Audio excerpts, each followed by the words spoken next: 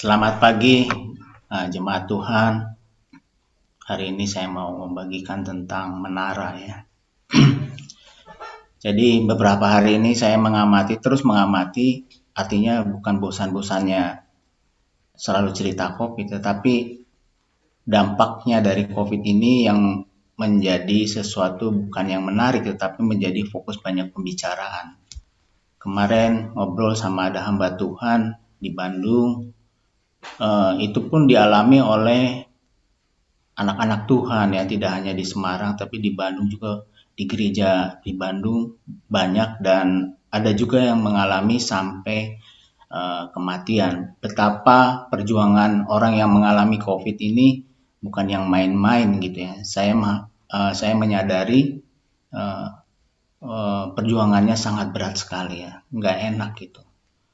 Ketahuan orang, dia menutup-nutupi, mungkin malu atau apa, tetapi itu yang dirasakan oleh sebagian orang. Nah, kita harus mencari pengharapan yang jelas, apa kata firman Tuhan, untuk menyikapi diri kita, untuk bisa membangkitkan semangat kita. Tidak hanya orang yang kena COVID, tetapi orang yang kena dampak-dampaknya. Banyak teman-teman, ada teman kemarin cerita bahwa perusahaannya memotong kembali gajinya.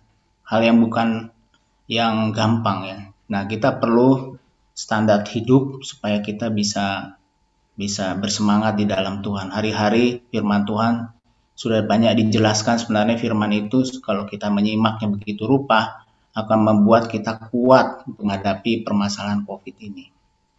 Jadi jangan takut saudaraku, kita akan lewati masa-masa ini.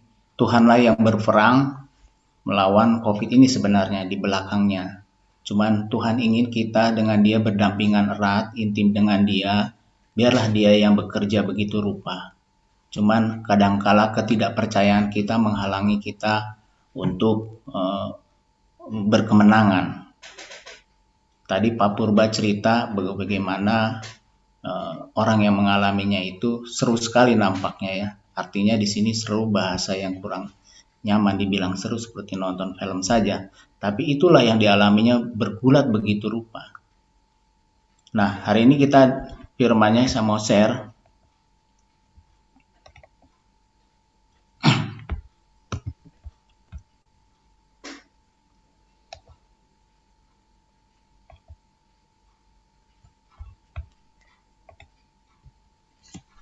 Judulnya adalah Yesus Menara Perlindunganku. Saudaraku, menurut Kamus Besar, arti menara adalah bangunan tinggi yang mengawasi daerah sekitar atau yang menjadi petunjuk bagi kapal dan sebagainya yang sedang berlayar. Artinya dia adalah bangunan yang tertinggi. Menara itu kayak tadi saudara lihat di sini, menara itu tinggi ya, amat tinggi. Seringkali dia tuh pasti bangunannya kuat. Tafsiran lain atau arti lain dari menara adalah tempat berlindung, tempat melihat. Kalau di sebuah kota atau benteng, melihat apakah ada musuh dari depan, bisa lebih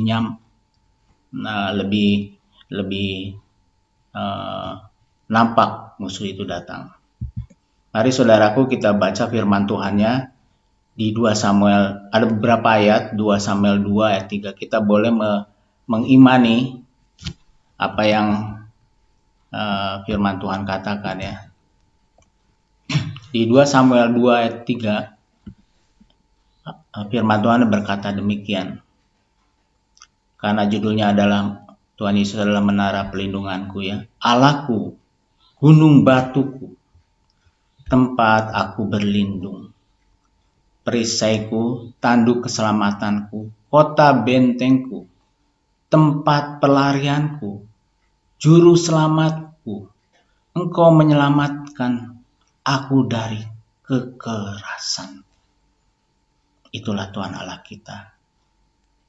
Bagi kita semua yang bergumul, yang sedang bergumul, siapapun dia gitu ya, dengan permasalahan apapun juga, jadikanlah Allah itu menara yang kuat bagi kita untuk datang pada Tuhan untuk berlindung. Lalu sebentar ya.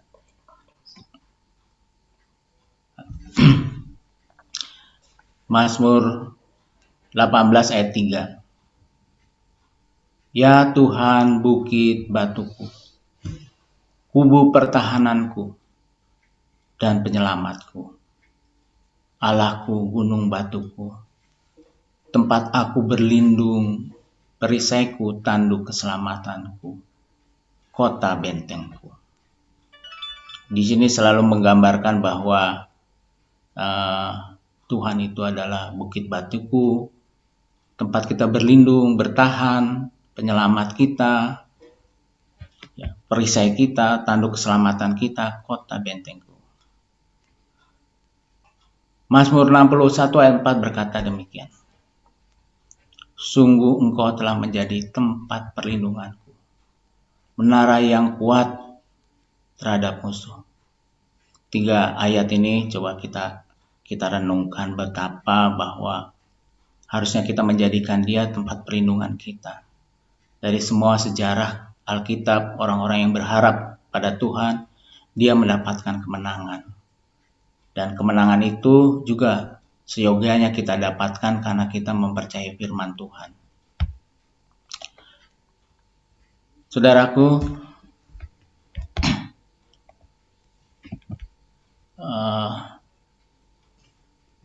kita sekarang sedang dalam peperangan dengan banyak hal. Utamanya adalah COVID yang tidak terlihat tetapi dia ada ya. Dia musuh kita yang membuat keadaan menjadi menakutkan. Sangat menakutkan. Bila kita lengah, dia segera melalap kita. Saya merasakan sendiri, jadi saya bepergian tuh rasanya tidak gampang. Saya ada tugas untuk pergi ke rumah sakit setiap bulan. Ya, di gereja saya kita membuat aturan untuk membatasi orang datang di gereja, di sekre, di bubahan. Tetapi saya sendiri menghadapi dilema ya, harus pergi ke tempat yang banyak orang di rumah sakit yang notabene dia tuh sakit. Bisa aja dia OTG dan sebagainya. Kita juga sama menghadapinya. Ada orang cerita sama saya bahwa dia harus masuk kantor, dia harus di swab lagi dengan harga yang gak mudah. Sangat dia bilang saya tidak punya uang. Artinya apa? Ya menekan dia gitu ya. Dia perlu pengharapan, perlu pertolongan. Kita menjadi takut begitu rupa. Kita semua begitu rupa takutnya. Saya diajak Pak Oscar kemarin pergi memakamkan ibunya Mas Ipung.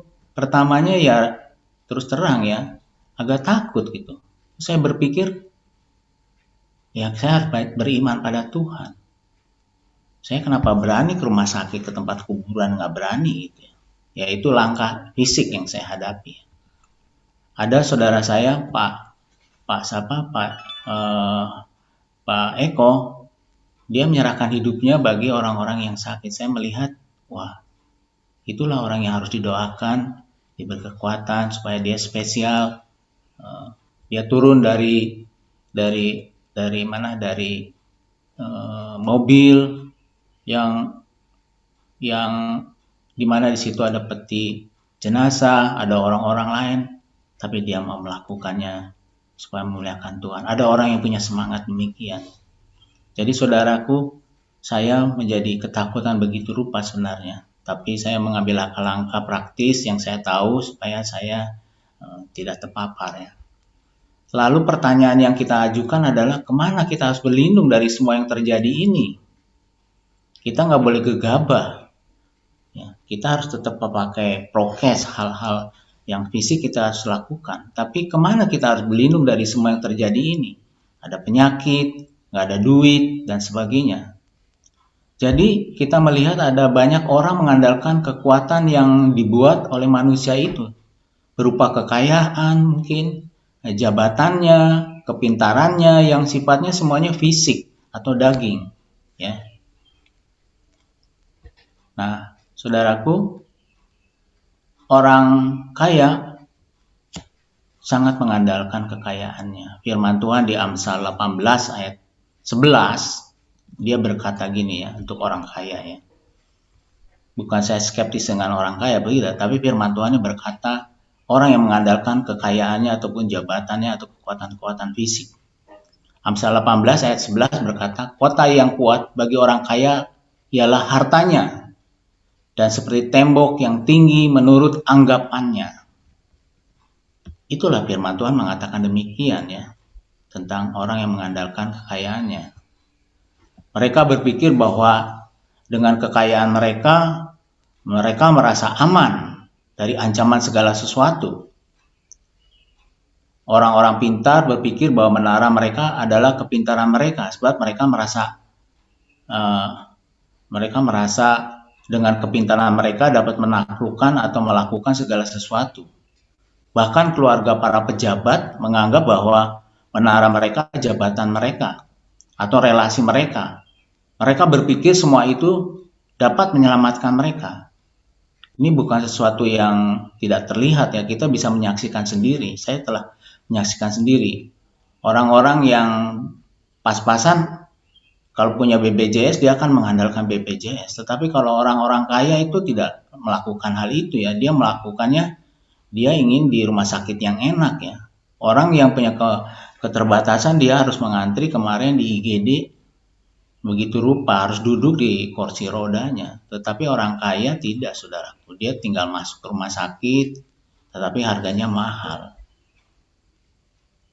Jadi saudaraku, banyak orang mengandalkan hal-hal kekuatannya dirinya sendiri. Firman Tuhan tidak mengajarkan demikian, saudaraku.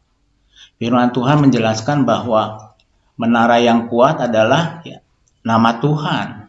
Artinya dengan menyebut nama Tuhan, mereka akan selamat dari segala sesuatu. Perkatakanlah firman Tuhan itu. Bergantunglah kepada firman Tuhan. Jangan kepada pendetamu, atau kepada pembimbingmu, atau kepada juru doamu, tapi bergantunglah kepada Tuhan Yesus itu. Kita boleh hari ini sama-sama berdoa kepada Tuhan. Saudara-saudara, kita perlu sekali disemangati, dibantu oleh kita untuk sama-sama kita berdoa kepada Tuhan. Tetapi menaranya adalah yang kuat, itu adalah Tuhan itu sendiri. Menara yang kuat bukanlah kekayaan atau kepintaran atau relasi atau mungkin jabatan yang tinggi. Sebab semua itu akan segera lenyap, saudara. Namun nama Tuhan itu kekal untuk selama-lamanya. Pesannya hari ini, janganlah andalkan kekuatan, kekayaan, kepintaran, relasi, atau mungkin jabatan yang tinggi. Hal-hal yang fisik yang sifatnya daging. Kita harus mengandalkan roh Allah yang dahsyat, yang melawan yang tidak kelihatan itu.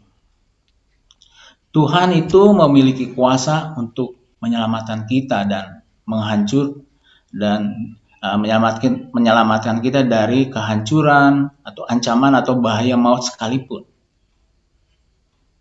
Kalau anak Tuhan, dia dipanggil Tuhan, ya tugasnya selesai dan dia boleh pulang ke rumah Bapa. Dia nyaman sudah ada di sana. Tetapi yang kita masih diberi kesempatan, masih hidup, Tuhan itu memiliki kuasa untuk menyelamatkan kita. Sebab Tuhanlah yang berkuasa atas segala sesuatu ya.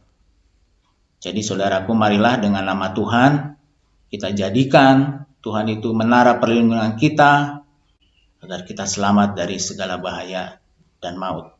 Amin. Tuhan Yesus memberkati. Mari kita berdoa.